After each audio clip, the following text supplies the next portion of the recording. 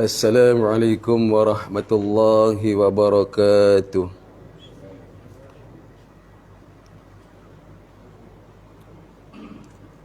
Innal hamdalillah nahmaduhu wa nasta'inuhu wa na'udzu billahi min shururi anfusina wa min sayyiati a'malina. Man yahdihillahu fala mudilla lah wa man yudhilhu fala hadiya lah. Subhanaka la ilma lana illa ma 'allamtana innaka antal alimul hakim. Wa la hawla wa la quwwata illa billahil aliyyil azim. Allahumma salli ala sayyidina Muhammadin wa azwajihi wa dhurriyyatihi kama sallaita ala Ibrahim wa ala ali Ibrahim wa barik ala Muhammadin wa azwajihi wa dhurriyyatihi kama barakta ala Ibrahim wa ala ali Ibrahim fil alamin innaka Hamidum Majid. Bismillahirrahmanirrahim. Alhamdulillah thumma alhamdulillah. Yang dimuliakan Tuan Pengerusi Surau Nurul Qamar serta jawatan kuasa, yang dimuliakan tuan-tuan imam, tuan-tuan Bilal, tuan-tuan haji, puan-puan hajah, para asatizah, sedang hadirin hadirat yang dikasihi oleh Allah Subhanahu wa taala. Alhamdulillah thumma alhamdulillah, sedalam-dalam setinggi-tinggi puji dan syukur kita ke hadirat Allah Subhanahu wa taala, dengan puji dan syukur yang tidak terhingga kerana dengan limpah kurnia, taufik, hidayah serta kasih sayangnya Allah Subhanahu wa taala pada kita, ya maka alhamdulillah pada hari ini sekali lagi Allah Subhanahu wa taala pilih kita, diletakkan kita di tempat yang dia sangat suka. Dipilih kita, diletakkan tempat yang sangat dicintai. Ya, kemudian itu alhamdulillah dalam dia pilih kita, diletakkan kita di tempat yang dia cinta, tempat yang dia suka. Allah Subhanahu wa taala beri kita kekuatan untuk kita dapat tunaikan solat fardu subuh secara berjamaah. Bukan setakat dipilih, diletakkan di sini, tetapi dapat ambil satu tanggungjawab yang besar, iaitu solat subuh secara berjamaah di mana tempat azan diazankan. Jadi alhamdulillah hari ini Allah Subhanahu wa taala beri kita lagi selepas sembahyang subuh, diberi kita peluang untuk mengisi ruang yang ada seketika, yang dimaklumkan hari ini kita tak buka kitab lah. Ya, hari ini kita ambil sempena Isra' Mi'raj.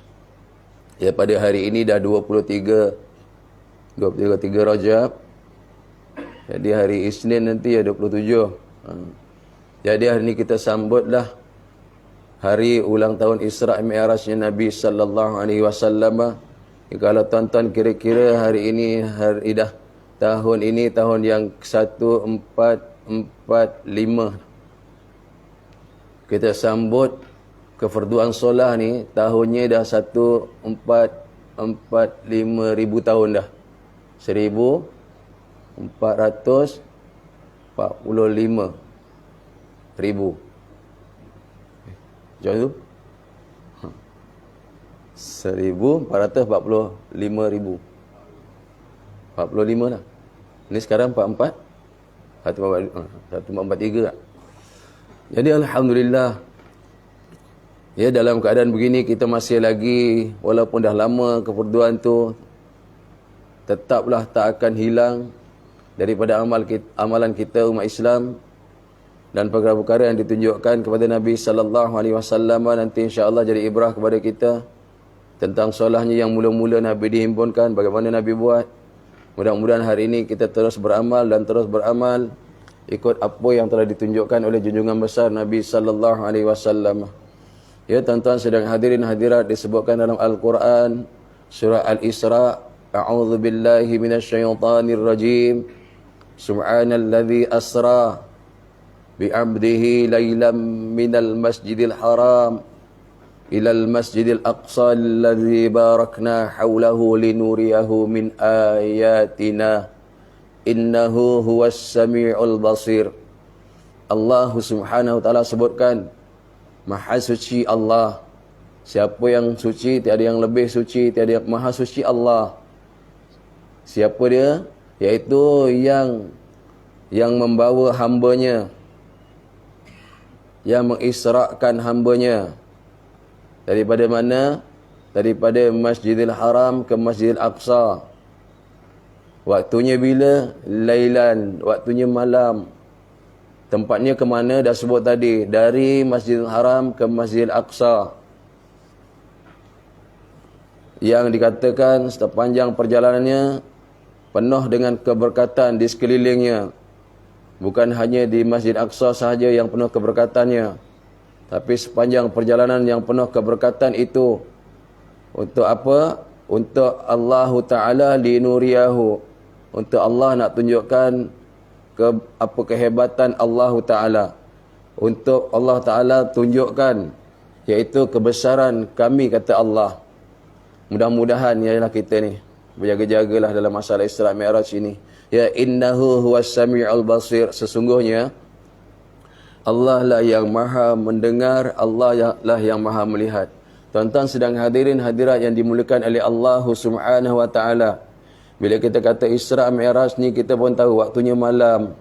Ya, perjalanannya waktunya malam. Allah bawa hambanya, Allah yang bawa. Siapa hambanya? Namanya Muhammad. Ahmad, ismuhu Ahmad, namanya Ahmad. Nabi Muhammad sallallahu alaihi wasallam. Bawanya tu malam, bukan siang. Tapi terangnya lebih siang daripada siang. Bawanya tu waktunya malam, tapi terang dia itu, cerahnya tu lebih cerah daripada siang. Kehebatannya itu Allah Ta'ala nak tunjukkan. Kehebatan ayat-ayat Allah Subhanahu Wa Ta'ala ini. Dan disebutkan dari mana tempat yang bukan satu tempat yang dekat. Aqsa tu maknanya jauh.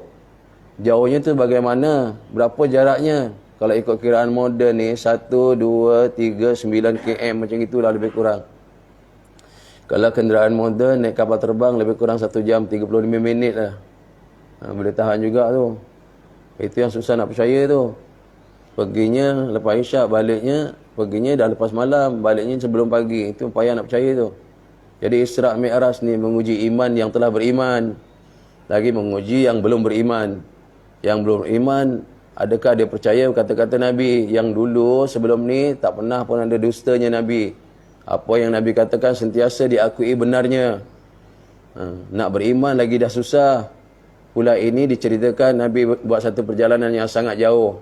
Aqsa tu sangat jauh. Jauhnya daripada mana? Daripada Mekah. Yang orang-orang Mekah ketika itu memang dah tahu.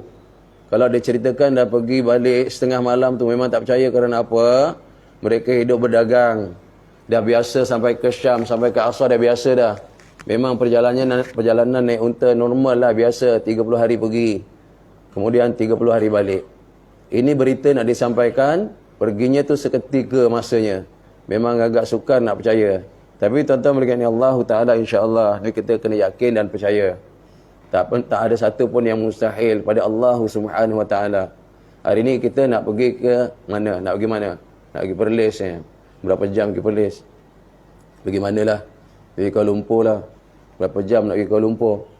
Kita dah siap-siap kemas-kemas kereta, tiba-tiba ada anak kucing sebelah kita. Tahu kucing sini, maknya tak mana pergi, dah cari jantan mana daripada subuh tak ada, tak balik-balik. Kita pergi siang, kucing ngelesek kat kita. Nak tinggal, tak ada siapa jaga, kita bawa. Sayanglah. Bawa masuk kereta. 8 jam pergi, 8 jam balik contohnya. 16 jam. Dekat sana 2 jam. 18 jam. Balik lagi. Rehat-rehat lagi. Makan singgah lagi. Kiralah 25 jam. Balik. Sampai rumah kan. Sampai kampung kita semula kita turun. Kucing tadi kita keluarkan anak kucing.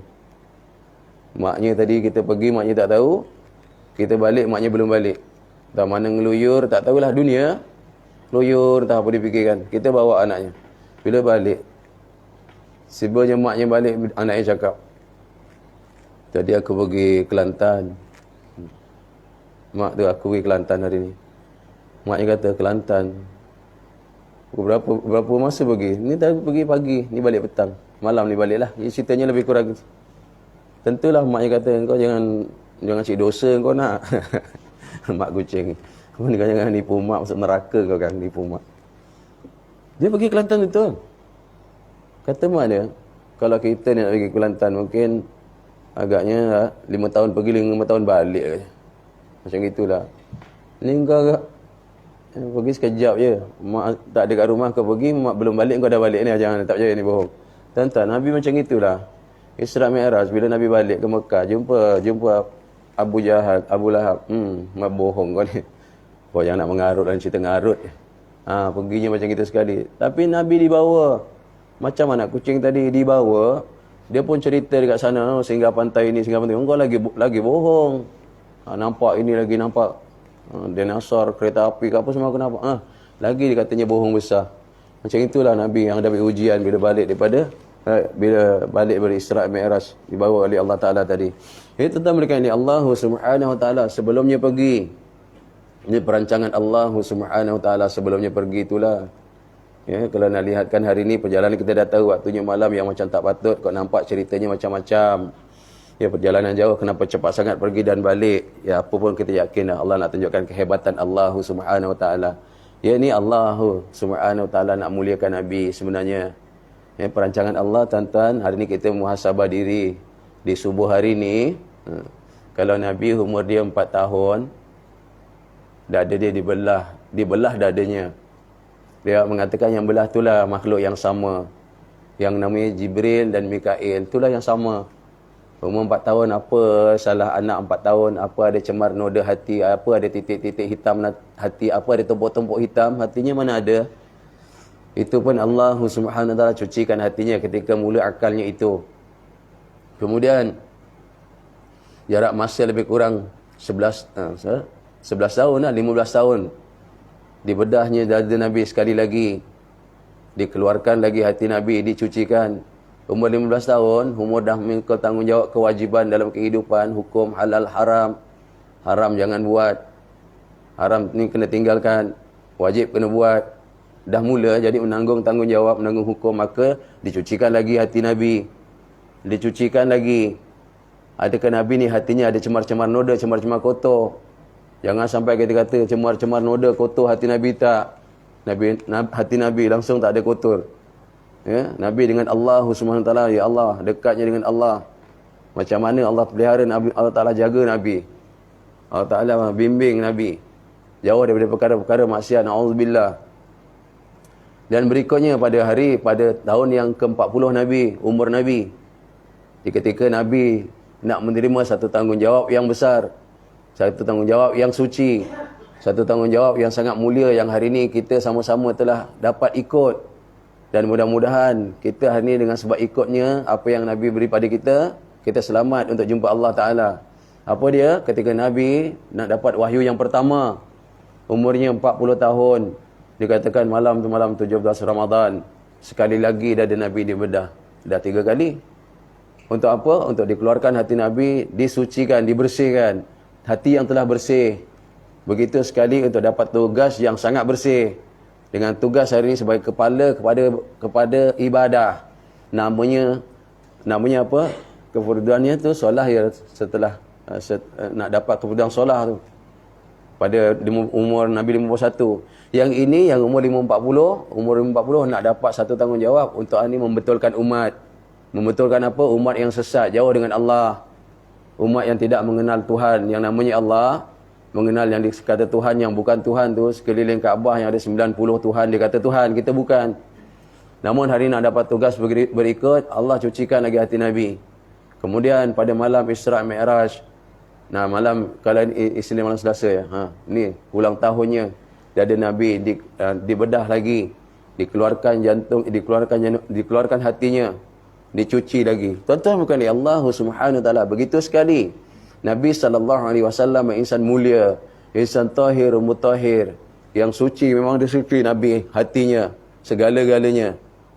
Nak jumpa Allah Subhanahu Wa Taala pun, nak jumpa Allah Subhanahu Wa Taala pun begitu. Allah keluarkan hatinya 3 kali, 4 kali untuk dibersihkan hatinya. Tuan-tuan, hari bagaimana keadaan kita nanti bila kita kembali untuk kita jumpa Allah Subhanahu Wa Taala? Kalau ada cemar-cemar, titik-titik, rintik-rintik hitam pada hati kita yang dinamakan dosa ataupun dinamakan maksiat yang kita lakukan di ketika hayat kita ada, ketika kita selepas akal balik, apa nak jadi kita nanti menghadap Allah Subhanahu Wa Taala? Ambil ibrah di sini. Insan yang begitu mulia, begitu suci, jumpa Allah pun disucikan berkali-kali. Bukan dibuang cemar-cemar noda kotor, bukan. Hati Nabi tak ada noda, titik-titik rintik hitam pun tak ada. Mulianya Nabi SAW. Kita takut kita jumpa Allah Ta'ala bukan titik-titik hitam, bukan rintik-rintik hitam yang pada hati. Kita takut nanti kita jumpa Allah tumpuk-tumpuk hitam. Kalau tumpuk-tumpuk hitam tu nak jumpa Allah Ta'ala, bagaimana cara nak sucinya, nak cuci dia tu, bagaimana nanti agaknya? Apa taknya kena rendam dalam api neraka untuk menyucikan kotoran-kotoran yang ada dalam hati kita. Tuan-tuan sedang hadirin-hadirat, ambil ibrah di sini bahawa untuk jumpa yang maha suci nanti kena suci. Untuk jumpa yang maha suci, dia kena disucikan dulu. Begitu sekali. Jadi kita tidak boleh tidak, memang kita pasti akan menghadap Allah Subhanahu Wa Taala. Adakah besok kita berjaya ataupun kita gagal? Kalau berjaya menghadap Allah Ta'ala, insya-Allah kita berjaya selama-lama. Kalau gagal nanti kita di depan Allah Ta'ala menghadap Allah, kita gagal, tuan-tuan, kita gagal selama-lama. Jadi hari ini untuk nak dapat kejayaan yang selama-lama itu, tempatnya di mana? Inilah di dunia. Untuk sucikan hati, inilah di dunia. Di akhirat tak ada masa nak lagi. Bukan tempatnya untuk menyucikan hati. Jadi ulama kata apa? Kalau Nabi nak disucikan hatinya, nak dibersihkan hatinya, dikeluarkan hatinya. Hari ni kita kalau kita nak buat boleh lah. Jumpa doktor, wahai doktor, bedah dadaku ya doktor, cucikan hatiku ni banyak dosa ni hitam-hitam. Mampus kita. Mati kita. Tapi tuan-tuan, ulama kata hari ni kita dah kena bermula. Ya, di Rajab ni dah dekat dengan Syaban. Syaban nanti nak sampai ke bulan yang kita kata bulan syurganya, bulan syurga bagi kita, namanya Ramadan. Maka bermulalah kita mensucikan hati kita dengan apa kan? Banyakkan beristighfar dan banyakkan bertaubat. Mudah-mudahan ini cara kita nak sucikan hati kita. Banyak dosa dengan Allah, banyak dosa dengan makhluk. Beristighfar kepada Allah, mohon ampun banyak-banyak. Astaghfirullahalazim. Wahai Allah, aku mohon ampun padamu ya Allah yang Maha Agung. Kau dah ya Allah, Maha Pengampun. Atubu ilaihi, aku bertaubat ya Allah. Jadi kita nak sucikan hati sekarang ni, selain daripada amal-amal yang lain, banyakkanlah bagi kita beristighfar dan bertaubat. Jadi tuan-tuan berkata, Allah Subhanahu Wa Taala, mudah-mudahan kita dapat capai jalan kejayaan. Bila hati Nabi telah dibersihkan, telah disucikan, bukan kotor. Macam kita, telekung ni, yang perempuan dia pakai telekung ni kotor ke? Tak. Telekungnya bersih, tapi dibasuh 2 hari, 3 hari sekali. Bukan 2 bulan, 3 bulan sekali. Kenapa basuh ni? Ni dah nak tarawih, telekung basuh. Nanti jumpa tarawih akan datang, baru basuh lagi. Taklah. Teruk benar. Itu dah kotor namanya. Tapi dia tetap tak najis. Begitulah tuan-tuan, kita ni dulu berhadapan dengan Allah di Lauh Mahfuz dulu, di alam roh, Allah tanya kita apa? Alastu birabbikum, tentang iman, bersihnya iman kita, putihnya, bersihnya iman kita. Alastu birabbikum, adakah aku ni Tuhan kamu? Apa kata kita ketika itu di alam roh? Qalu bala syahidna. Semua bersaksi, wahai Allah, engkau lah Tuhan. Imannya tu betul. Kemudian kita ditumpangkan di satu alam lagi, yang namanya alam rahim. Tawakal kita betul-betul dekat situ. Apa pun tak kisah keadaan dunia sekeliling. Dalam perut tu kita rasa selesa, tawal. Memang betul-betul lah. Daripada tempat yang sangat sempit kepada tempat satu yang kurang sempitnya. Alam roh tu sempit, dan macam singgat, macam ulat kita berkumpul. Sempit. Macam satu belanga tu kita duduk mengemik dalam roh. Nasib kita ni, Allah ambil kita, ditaruh kita di rahim ibu yang beriman kepada Allah. Kita lahir beriman. Kalau tak tahu kita ke mana. Ini pilihan Allah lah. Kemudian dalam perut ibu lebih kurang 9 bulan 10 hari. Dilahirkan kita ke dunia. Ni dilahirkan ni, dalam perut ibu tak ada satu dosa pun yang kita buat. Di alam roh tak ada satu dosa maksiat pun yang kita lakukan. Dan bersaksi bersih iman kepada Allah. Di alam ibu bersih kita. Bila kita dilahirkan dalam keadaan kita bersih. Ini Allah Ta'ala pinjamkan kita dekat dunia sementara. Ini kita akan diambil semula. Kerana kita ni pinjaman, maka akan diambil. Dia Tuan, suka-sukalah nak ambil. Tapi tuan-tuan ingat, kalau tuan dia beri pinjam kita telekung yang putih, tuan tu bila kita pulangkan telekung tu takkan nak ada rintik-rintik hitam. Takkan nak ada tumpuk-tumpuk lagi teruk, tumpuk-tumpuk hitam pulangkan. Sudah tentu tuan punya telekung, tuan punya pakaian, tuan akan kata ni kenapa ni? Ini kena cuci dulu, basuh dulu. Okey, kita boleh basuhlah dengan sabun, dengan Clorox ke sebagainya untuk hilangkan. Tapi hari ni tuan, kalau kita nak balik kepada Allah Subhanahu Wa Taala, dalam keadaan kita pulang itu ada titik-titik hitam, titik-titik noda, cemar-cemar noda. Bukan titik-titik kita khawatir, kita ni tumpuk-tumpuk. Mana tumpuk tu macam mana lagi besar daripada titik-titik. Jadi apa kita nak buat nanti? Apa kita diperlakukan nanti? Ketika kita nak menghadap Allah Subhanahu Taala, khususnya kita nak masuk syurga, tempat yang sangat mulia, tempat yang sangat bersih, tempat yang sangat suci. Tentu yang masuk tu orang yang mulia, bersih dan suci. Begitulah, ambil ibrah baik-baik hari ini, bersihkan hati kita dengan banyak beristighfar dan banyak bertaubat kepada Allah Subhanahu Taala. Kemudian itu, bila dah disucikan dan dibersihkan, barulah didatangkan oleh malaikat Jibril itu akan kenderaan untuk mulakan perjalanan yang namanya Isra'. Bermulanya Isra' itu daripada Masjidil Haram. Ayat tadi dah disebutkan, minal Masjidil Haram ilal Masjidil Aqsa. Tempat yang bukan dekat, yang sangat jauh namanya Aqsa tu. Jadi kenderaannya namanya Burak.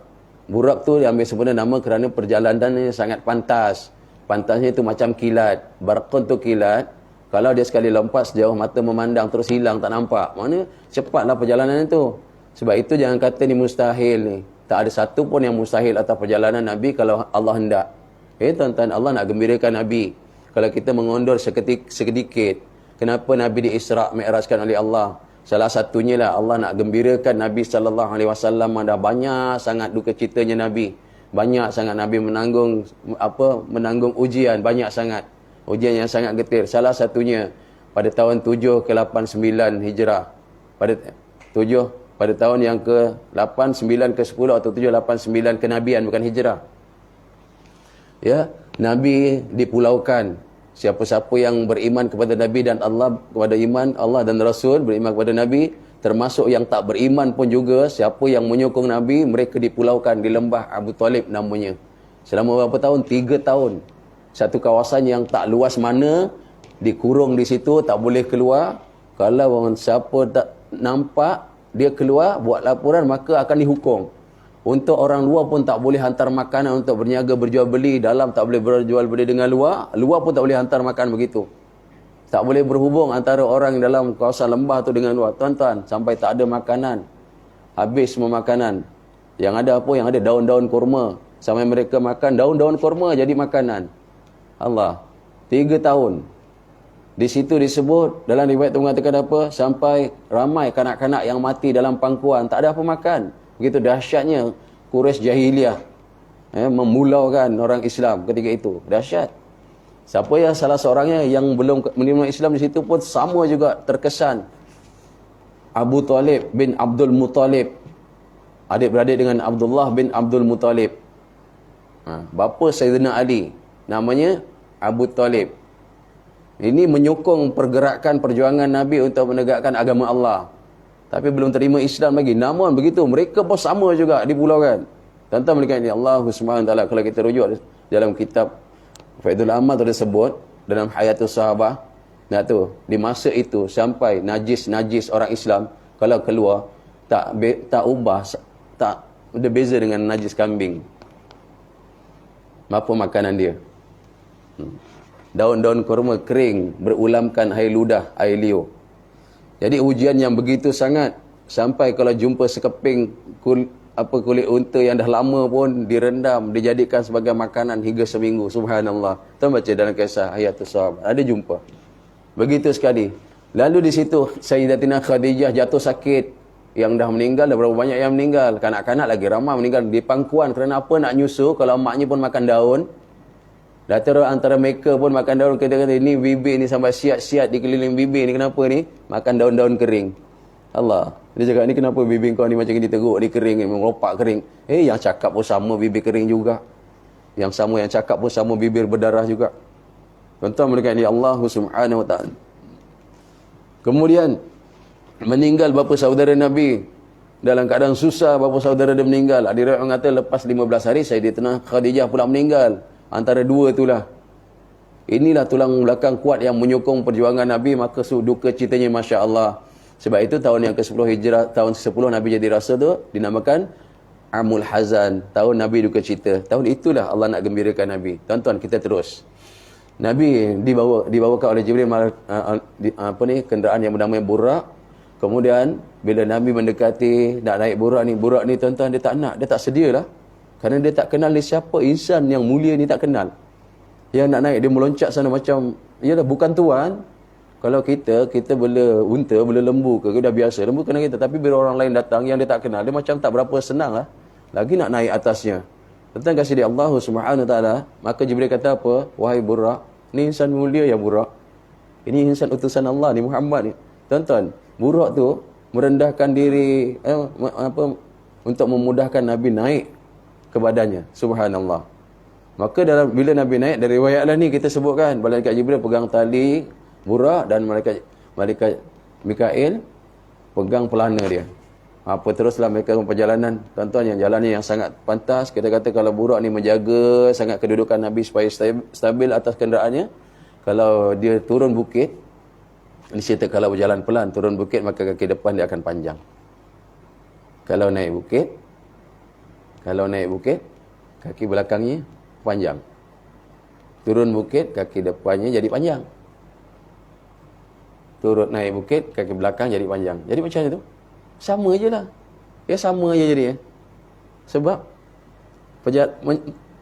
memelihara yang numpang tu. Pilihan Allah Subhanahu Wa Taala begitu sekali dah. Okey, dalam perjalanan yang pertamalah Nabi diperlihatkan satu orang yang sangat tua. Ni sangat tua ni, guru kita pernah sebut, kalau sangat tua tu bukan tua lagi, tua tu biasa, tua tu bongkok biasa, bongkok L, bongkok biasa. Ni kita pernah dengarkan riwayat ni. Ini tua yang macam mana ya? Yang tuan-tuan, kalau kita lepas rakaat pertama, lepas sujud tu, kalau kita nak naik, macam mana kita punya bongkoknya tu? Kaki kita tu macam mana? Daripada sujud yang kedua tu nak naik tu. Macam mana kan kita naik? Kan macam zigzag. Tuan-tuan dah tua sangat. Ketika Nabi tanya nanti, kata malaikat Jibril nanti, ada lagi pertanyaan-pertanyaan, ada Nabi diberi salam dan berikutnya lah kita ambil yang ini.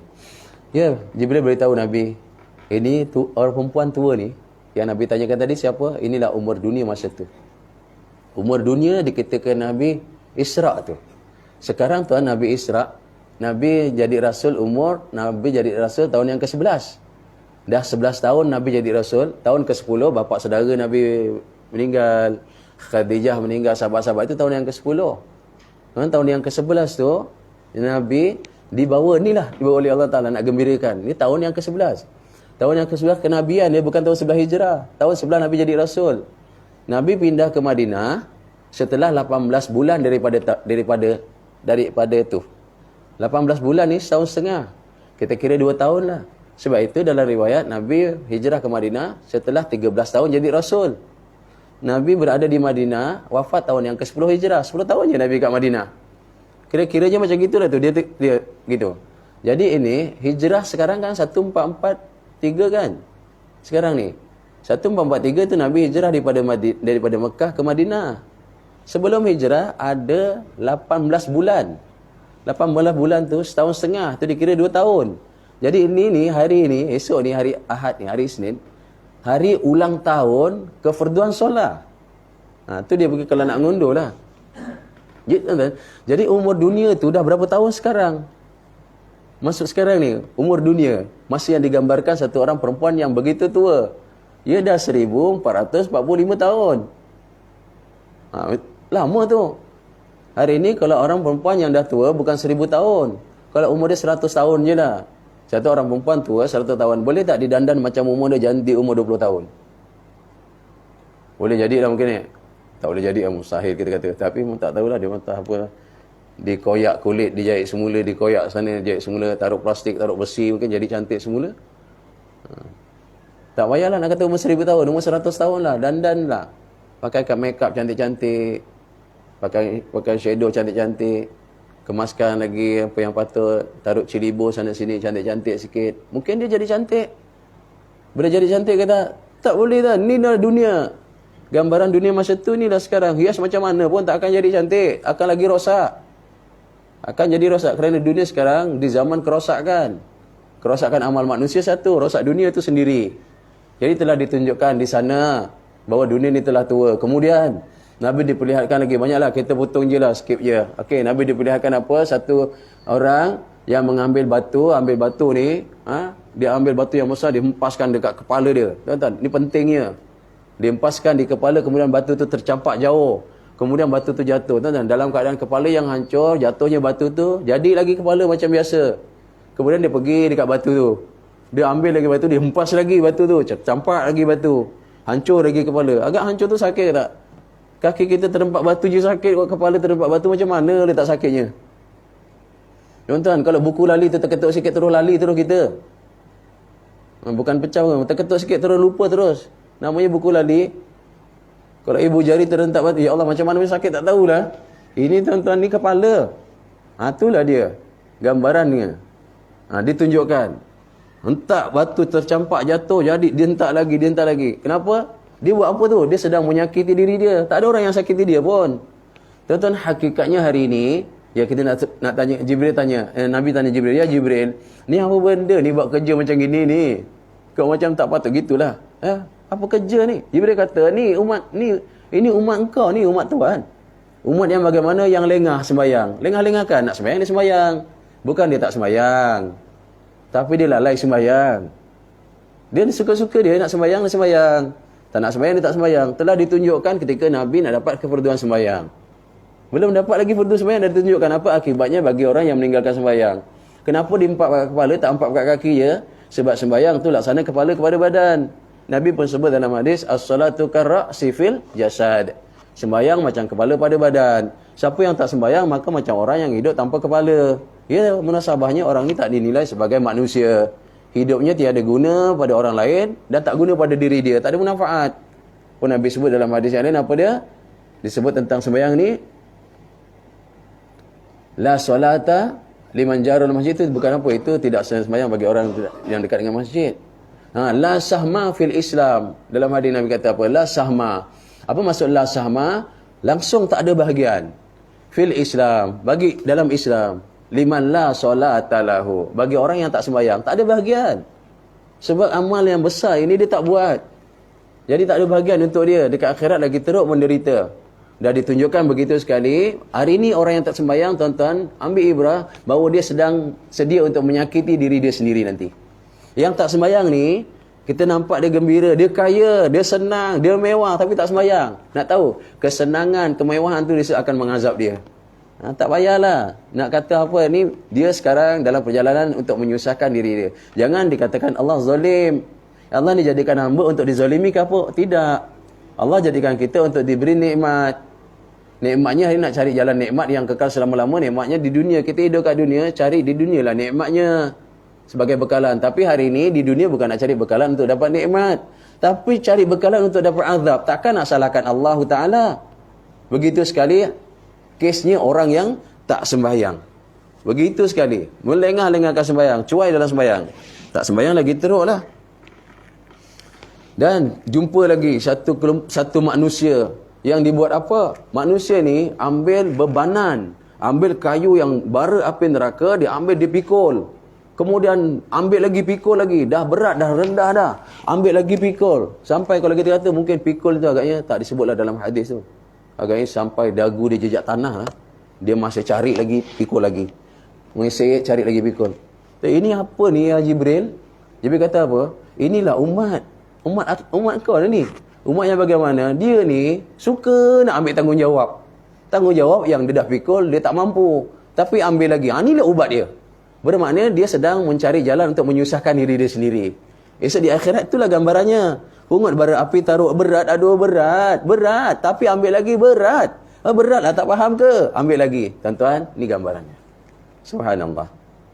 Kita khawatir hari ni. Kita tanggungjawab yang telah diberikan kepada kita tak dapat pikul, tak dapat selesaikan. Tapi kita sedia untuk ambil tanggungjawab yang lain. Saya pun khawatir juga tuan, ya Allah. Khawatir lah. Atas masalah tanggungjawab ni. Saya ni, ya Allah, kat sekolah tanggungjawabnya besar juga tu. Tak apa, tak dapat ambil tanggungjawab yang lain. Ni tanggungjawab atas surau dan masjid, sana sini, ni tanggungjawab. Saya tak nak apa pun. Saya nak tunaikan tanggungjawab. Allahumma salli ala Muhammad. Kita jaga-jaga. Ini umat Nabi semua yang digambarkan, ditunjukkan di ketika itu. Subhanallah. Berikutnya, Nabi diperlihatkan ini Isra ni belum Mi'raj lagi, belum sampai Baitul Maqdis. Ya, Nabi diperlihatkan apa dia, iaitu manusia yang bibir dia terjuil, lidahnya keluar. Apa dia buat? Kemudian dipotong dengan gunting besi daripada api neraka. Bibir tu panjang dipotong. Lidah nanti keluar lagi. Dia disegan. Orang nampak. Dia potong lagi supaya pendek. Keluar lagi. Takkan lidah dipotong tu tak sakit? Allah. Takkan bibir tu dipotong tak sakit? Sakit. Jadi orang sekarang ni tuan-tuan, yang kerjanya mengumpat. Dia tu sebenarnya sedang cari jalan untuk menyakiti diri dia dekat akhirat nanti. Sebab apa? Bila ditanya, ya Rasul, ya Jibril, ni apa cerita ni, apa gambaran ni? Ni bibirnya dipotong, nanti tumbuh lagi, lidahnya dipotong. Aduh, mak sakitnya. Subhanallah tuan-tuan. Orang yang kerjanya mengumpat, sebenarnya dia sedang cari jalan untuk besok dia diazab. Dia sedang cari jalan untuk dia disakiti. Tak apa. Yang nak buat sila buat. Orang yang tinggalkan sembahyang, dia sedang cari jalan untuk dia disakiti. Dia yang sakit diri dia. Tak ada siapa nak sakiti diri dia. Jadi begitu sekali. Tempatnya di mana? Di dunia yang dah tua. Di dunia yang tua yang buat ni tinggal sikit masa je ni. Sikit masa. Dah tua sangat. Kalau masa dulu pun ada begitu rupa. Ni lagi dah 1445 tahun dulu. Lagi tua, subhanallah. Wes tuek lah. Tuek bukan tuek sangat. Tuek banget lah. Ketuek. Berikutnya. Ini pun kes juga. Jadi ni kita semua lah ni jaga-jaga. Adakah kita na'udzubillah ya tak? Nabi diperlihatkan satu ekor sapi. Dalam kitab disebut sapi, kita sebut lembu ya. Sapi kita kata minyaknya sapi punya. Okey, lembu keluar daripada celah batu. Kemudian mana boleh masuk, lembu dah keluar, dia sibuk nak masuk celah batu tu. Lembu dah keluar daripada celah batu. Keluarnya mungkin agak macam selai kertas lah. Kalau dia mesti betul-betul masuk, boleh keluar balik kertas, boleh keluar semula. Ini dia berangan-angan, bercita-cita nak masuk celah tu semula. Masuk, ia tak boleh masuk. Jadi kata Nabi pada Jibril, ya Jibril, ni apa pula ni macam ini punya rupa ni?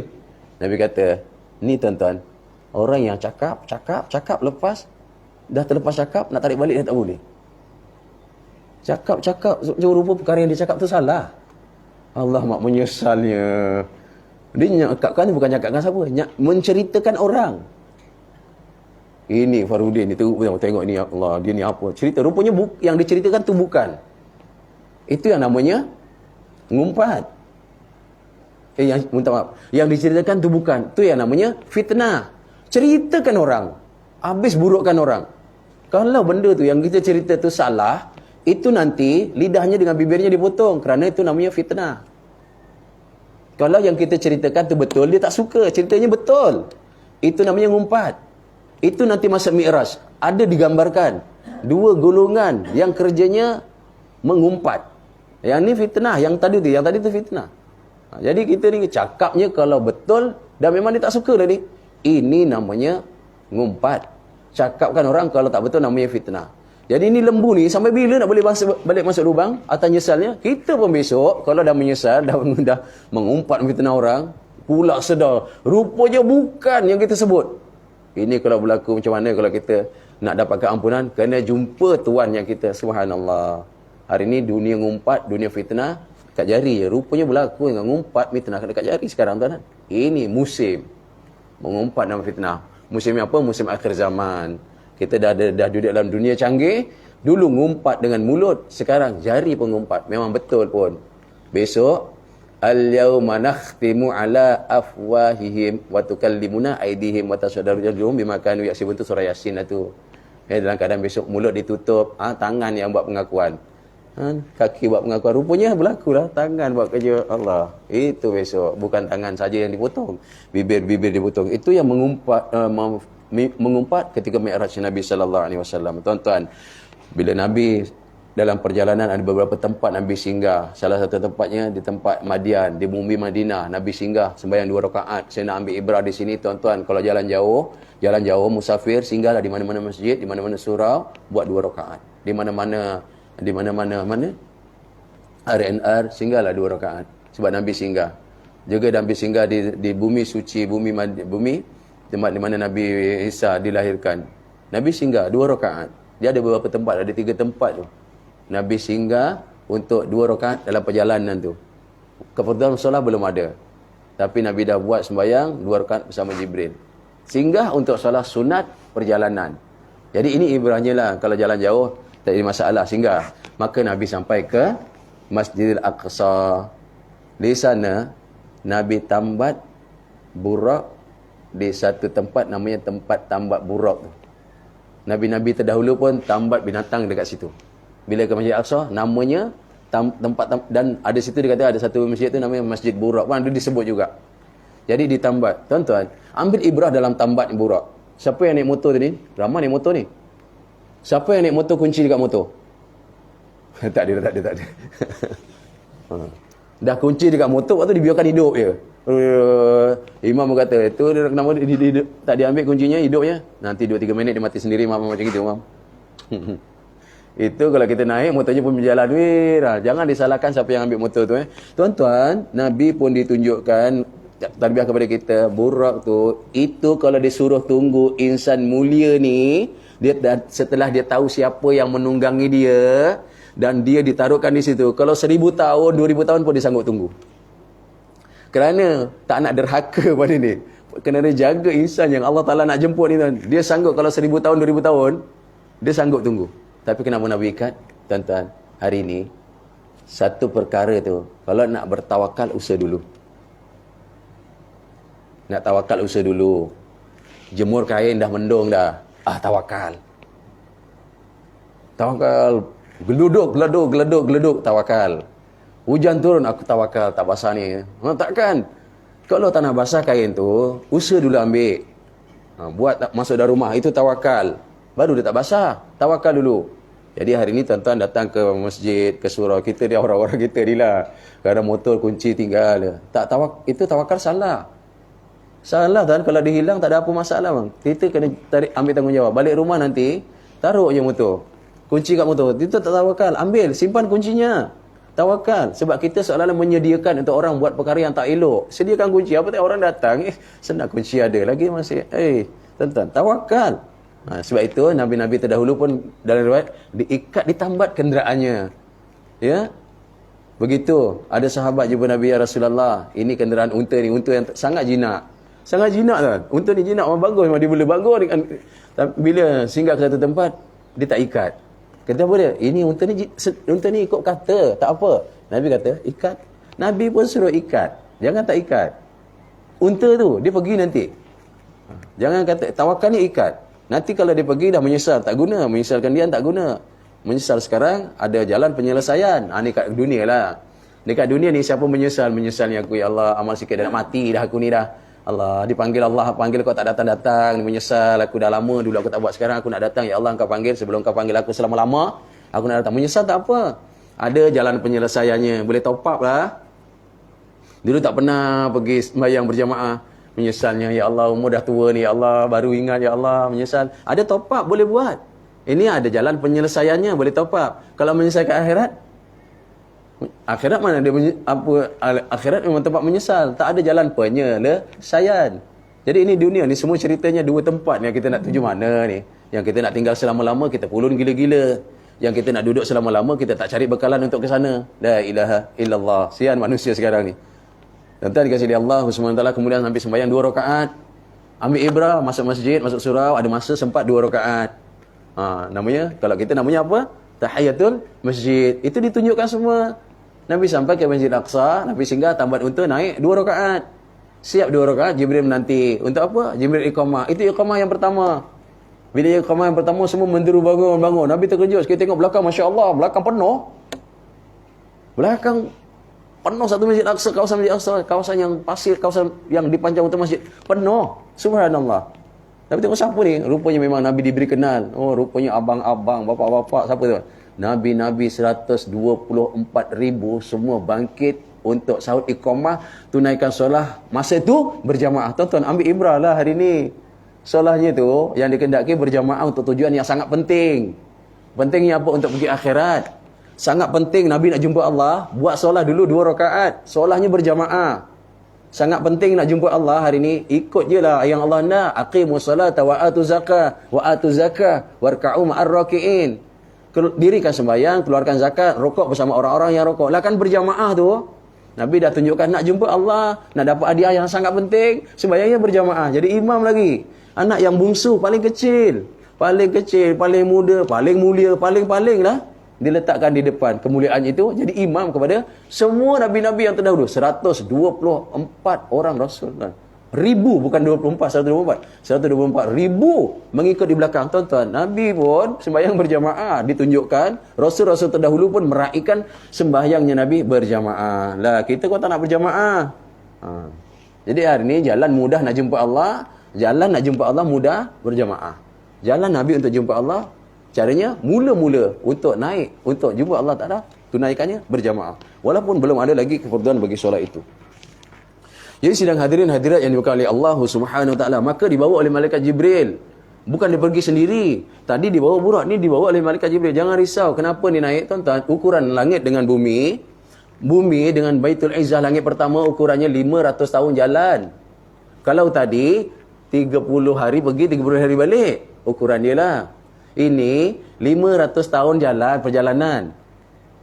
Setiap satu lapis. Kalau dah 7 lapis, 500 kali 7 berapa? Kira memang lah balik bila nak cerita memang tak sesuai. Ini apa benda cerita dongeng apa ni? Tapi ini dia dibawa. Kita jangan bingung, jangan risau. Rujuk kita Jam'ul Fawaid, dia dibawa. Kalau Jibril yang bawa tu, kita jangan risau. Dia punya Jibril ni ada 600 sayap dia, 300 pasang dalam riwayat tu lah. 300 pasang, 600 sayap. Kita jangan kata besar sayap tu, kita ambil nilai satu sayap. Satu sayap tu kita ambil nilai satu bulu. Satu bulu tu kita ambil nilai, bulu tu kalau dijunjuk di apa, Jibril yang asal kejadian dia, satu bulu itu kalau dijulukkan daripada langit ke dunia, maka dunia tak akan dapat satu cahaya matahari pun tak dapat. Jadi besarnya bagaimana? Jangan pelik. Kalau dia boleh naik dengan kadang 500 tahun perjalanan, boleh naik, jangan pelik. Allahu Akbar. Kalau satu bulu daripada satu sayap, begitu sekali, satu bulu cecah ke dunia, maka cahaya matahari pun tak boleh sampai ke dunia. Macam mana punya besar satu bulu daripada satu sayap? Ada laki baki berapa sayap? Jadi jangan risaulah, memang pemudah. Dia dibawa atas perintah Allah. Maka sampai ke langit pertama, Jibril bagi salam. Bila bagi salam, keluarlah penjaga langit pertama. Tuan ambil ibrah. Nak masuk satu tempat itu, bagi salam. Masuk tandas jangan bagi salam.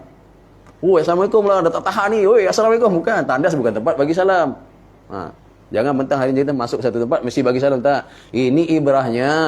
Masuk satu tempat itu bagi salam, satu tempat, satu rumah bagi salam. Begitulah Jibril ditunjukkan langit pertama, untuk masuk ke langit pertama ketuk pintu bagi salam. Maka malaikat yang jaga keluar tengok, siapa ni? Jibril, siapa ni? Aku nak bawa ni kekasih Allah, nak jumpa Allah ni, siapa? Ditanya, ni siapa ni? Dia tak izin masuk.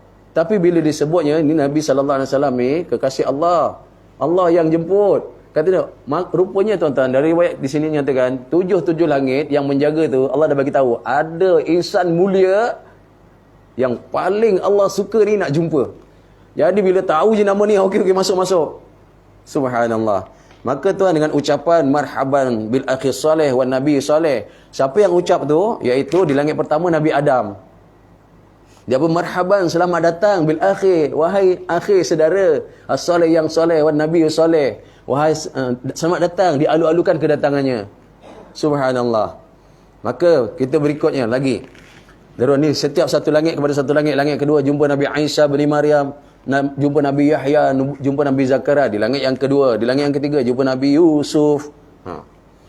Di langit yang keempat jumpa Nabi Idris alaihi salam. Di langit yang kelima jumpa Nabi Harun.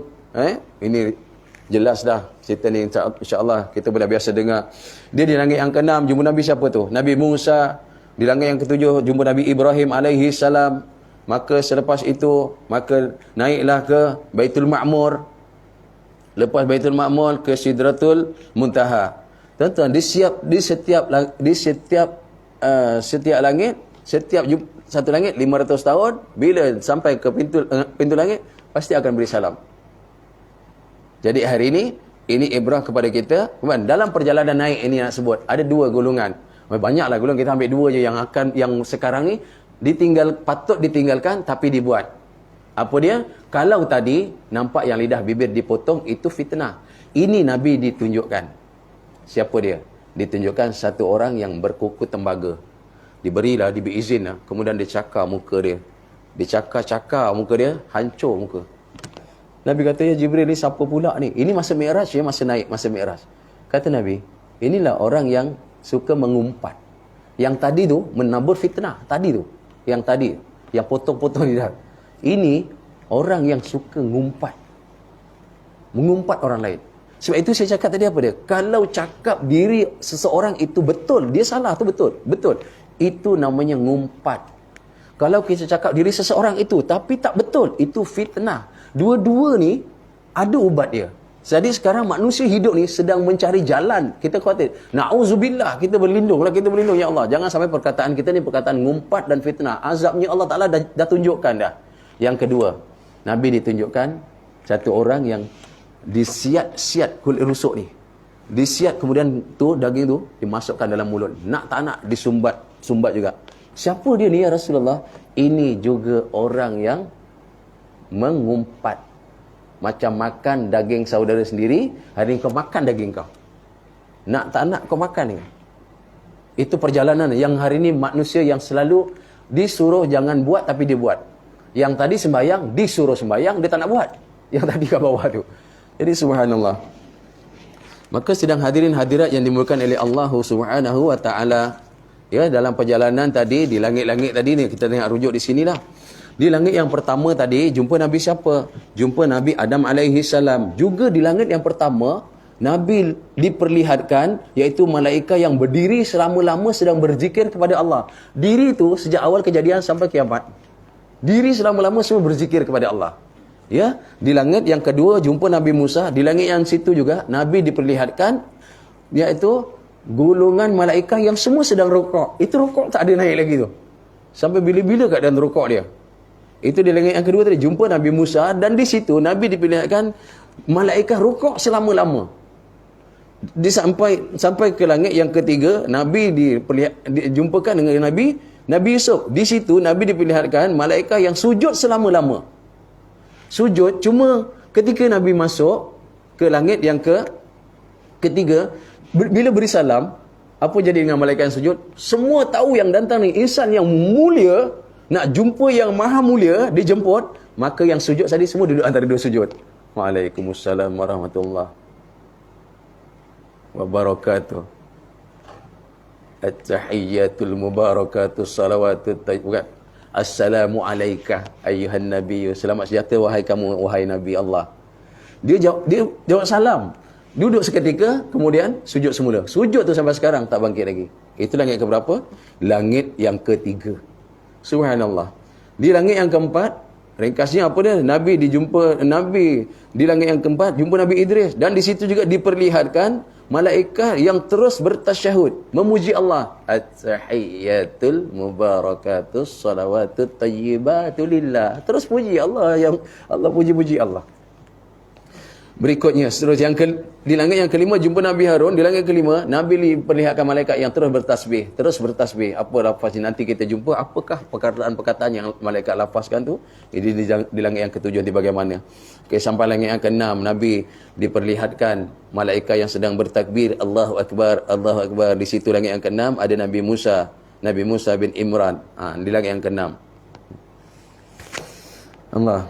Kemudian di langit yang ketujuh Nabi diperlihatkan malaikat yang semua sedang mengucap salam. Ya salam, ya salam, ya salam.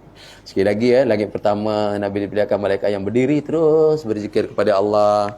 Di langit yang kedua Nabi diperlihatkan malaikat yang terus rukuk selama-lama. Di langit yang ketiga Nabi diperlihatkan malaikat yang terus sujud selama-lama, kecuali bila Nabi masuk ke langit yang ketiga itu, Nabi bagi salam, dia duduk antara dua sujud, dia bagi salam, kemudian dia sujud semula. Kerana meraihkan datangnya insan yang mulia tu, dia jawab salam. Padahal dia sedang jalankan perintah Allah untuk sujud tu.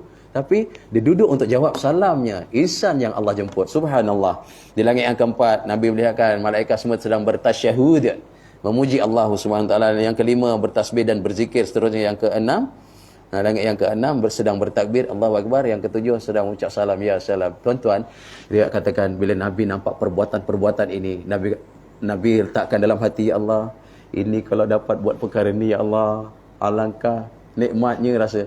Tuan-tuan, Perkara inilah yang Allah beri ketika Nabi jumpa Allah Ta'ala. Rupanya perkara sembahyang, itulah perbuatannya.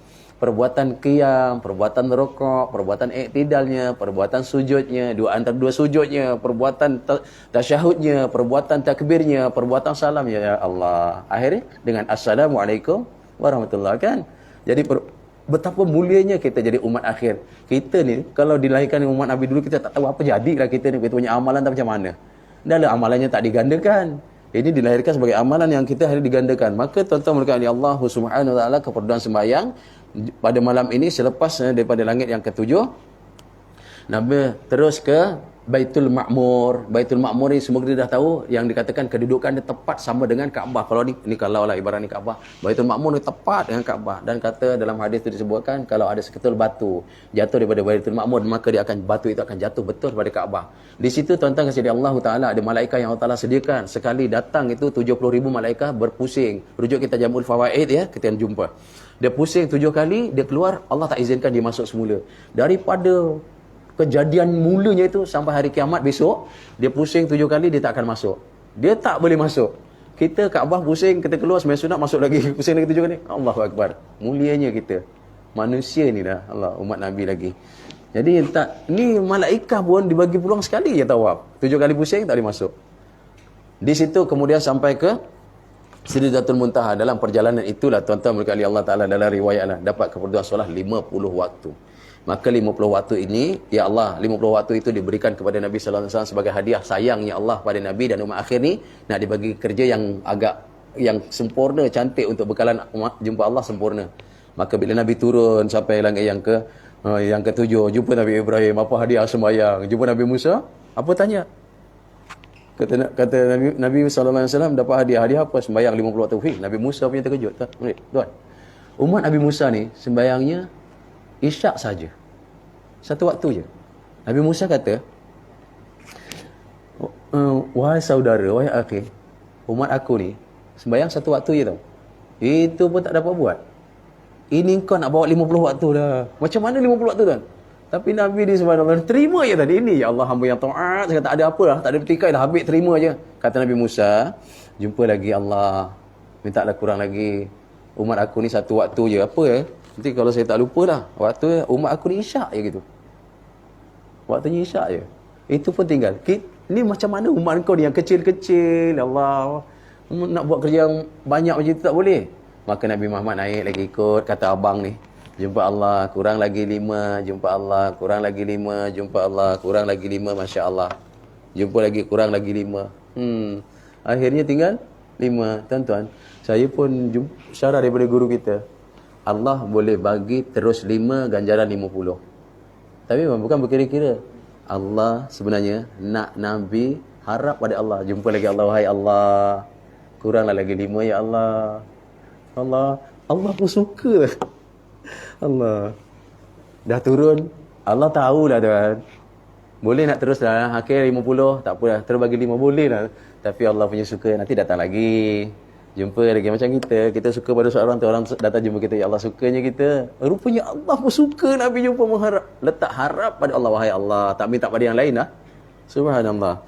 Ni betul Nabi Isa sembahyang isyak. Tentang kalau lihat Nabi sembahyang fardu ni, ya subuh hanya untuk umat Nabi Adam, satunya Nabi Adam, satu je.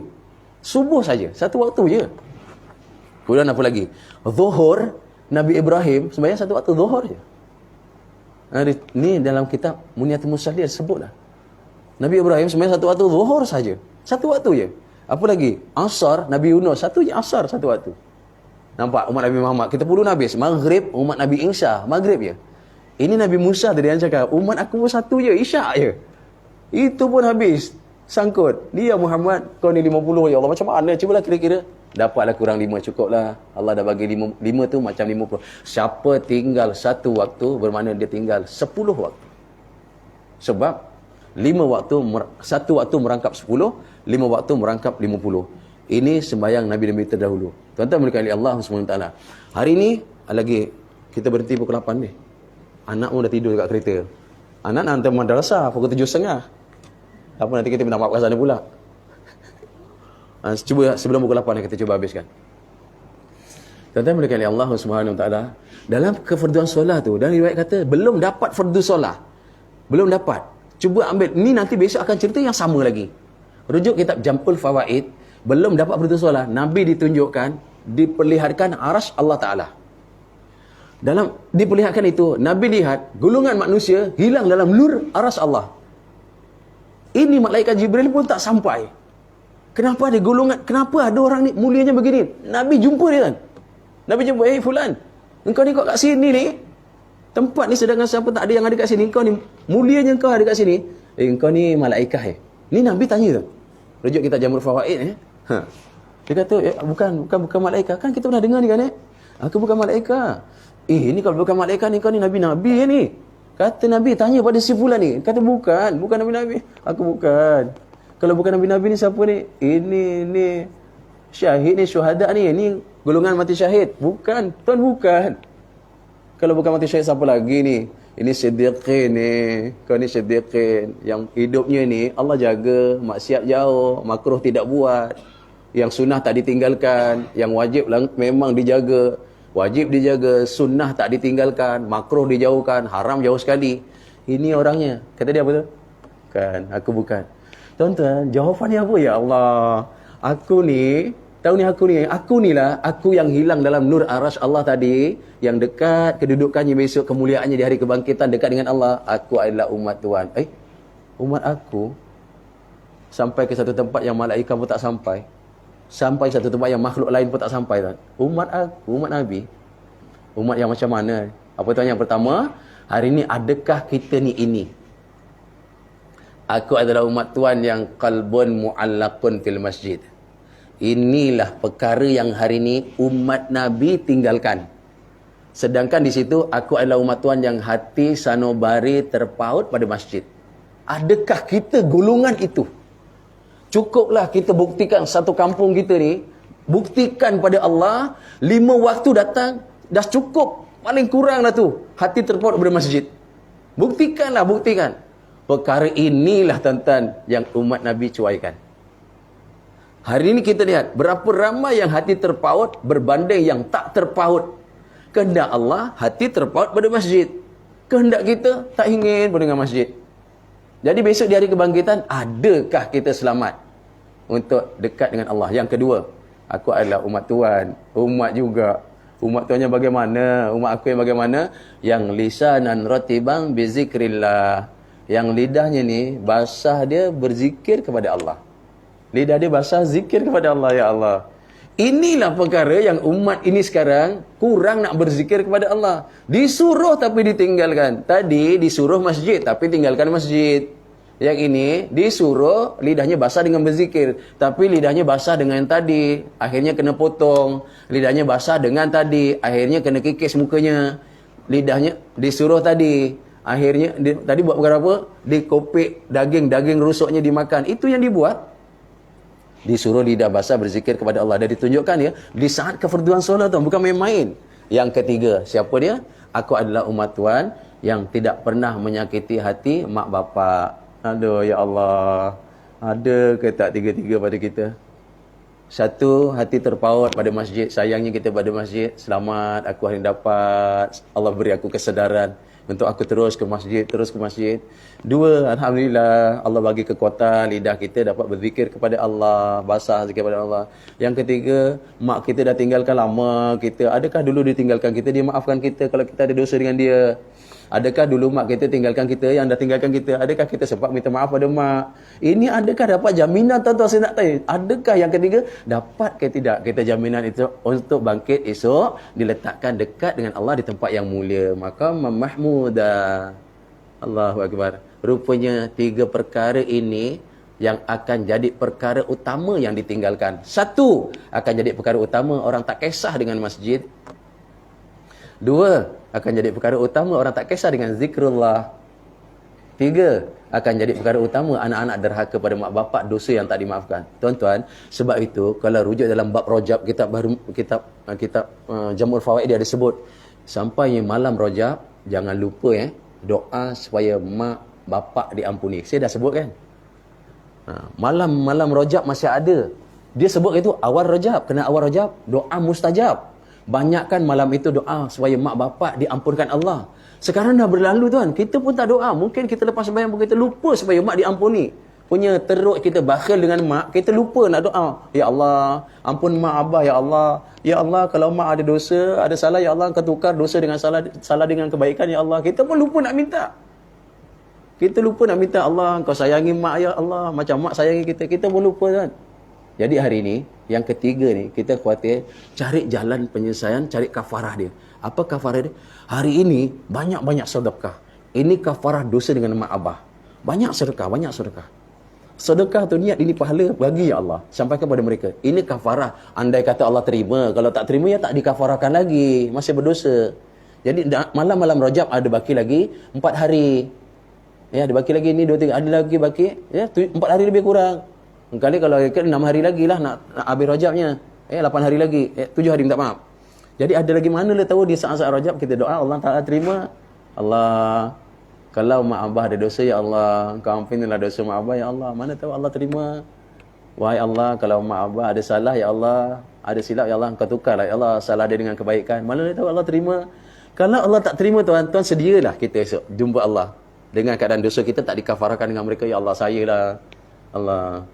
Jadi kita macam mana ni? Kita selamat ke tidak besok? Menghadap Allah Ta'ala dengan 3 keadaan itu. Rupanya 3 perkara ni manusia berbondong-bondong meninggalkan. Tuan-tuan, insya-Allah guru kita pun kata apa? Cari jalan kafarah ni, hapus dosa kita dengan mereka, banyakkan sedekah. Sedekah untuk mereka. Dia mengalir insya-Allah.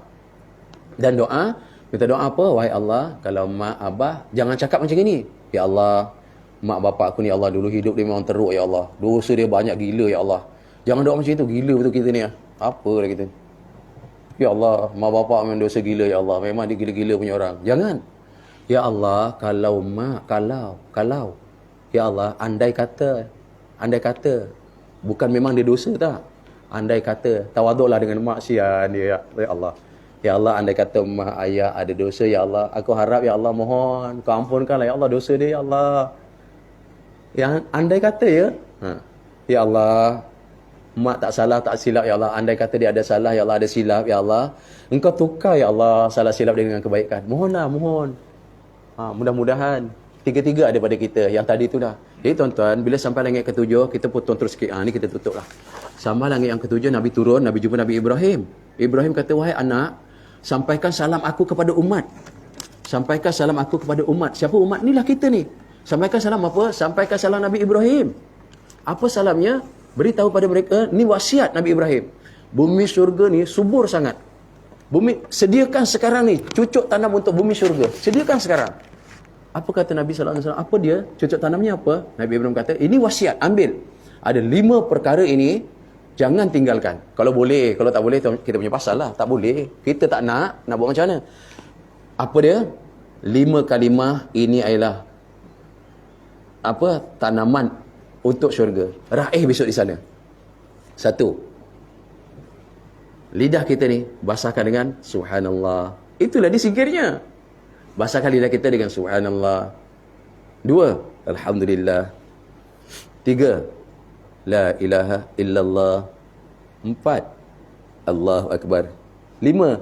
La hawla wala quwwata illa billahil aliyyil azim. Ini Tuhan, ini wasiat Nabi Ibrahim.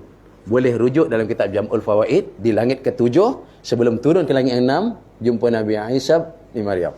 Jumpa Nabi Musa. Sebelum jumpa itu Nabi Ibrahim dah pesan wasiat kepada kita, basahkanlah lidah kita macam Nabi tadi ditunjukkan, orang yang berzikir kepada Allah Subhanahu taala. Jadi insya-Allah 5 waktu macam 50 waktu, pesan pada anak-anak, pada cucu-cucu, tinggal 1 macam tinggal 10. Punya susah kepala macam apa jadinya, kerana dia ni amal kepala, dia rosak, semua akan rosak. Tak ada kepala, tangan rosak, jasad semua rosak. Sembahyang rosak, semua jadi rosak. Jadi jaga sembahyang 5 waktu insya-Allah. Azam sungguh-sungguh, hati terbawa pada masjid. Azam sungguh-sungguh, lidah basah zikir kepada Allah. Azam sungguh-sungguh, cari jalan supaya kita diampuni oleh Allah Ta'ala atas salah kita kepada bapa kita. Mudah-mudahan insya-Allah tuan-tuan mudah-mudahan saya tuan-tuan puan Allah ampunkan kita dengan sebab kita raikan majlis, dan mudah-mudahan dengan sebabnya kita raikan majlis, Allah Ta'ala ampunkan dosa mak bapak kita sekali insya-Allah. Na'udzubillahi samiil alim minasyaitonir rajim. Bismillahirrahmanirrahim. Alhamdulillahi rabbil alamin wassalatu wassalamu ala asyrafil mursalin wa ala alihi washabbihi ajma'in. Allahumma ij'al jam'ana hadza jam'an marhuma وتفرقنا من بعده تفرقا معصوما ربنا ظلمنا أنفسنا وإن لم تغفر لنا وترحمنا لنكونن من الخاسرين اللهم يا الله الأمان الأمان الأمان يا أرحم من كل رحيم يا أعلم من كل عليم يا أحكم من كل حكيم يا أكرم من كل كريم يا أعظم من كل عظيم يا أقدم من كل قديم خلصنا من الوباء خلصنا من الوباء خلصنا من الوباء يا أرحم الراحمين سبحانك اللهم وبحمدك أشهد أن لا إله إلا أنت وأستغفرك وأتوب إليك بسم الله الرحمن الرحيم والعصر إن الإنسان لفي خسر إلا الذين آمنوا وعملوا الصالحات وتواصوا بالحق وتواصوا بالصبر أقول قولي هذا ونستغفر الله العظيم لي ولكم وبالله التوفيق والهداية السلام عليكم ورحمة الله وبركاته. InsyaAllah kita berada di gerbangnya Ramadan. Kita jumpa lagi bulan depan di tamannya Ramadan untuk sampai ke syurganya umat Islam iaitu bulan Ramadan. Mudah-mudahan. Aqulu qouli hadza wa nastaghfirullaha al-azim li wa lakum wa billahi taufiq wal hidayah. Assalamualaikum warahmatullahi wabarakatuh.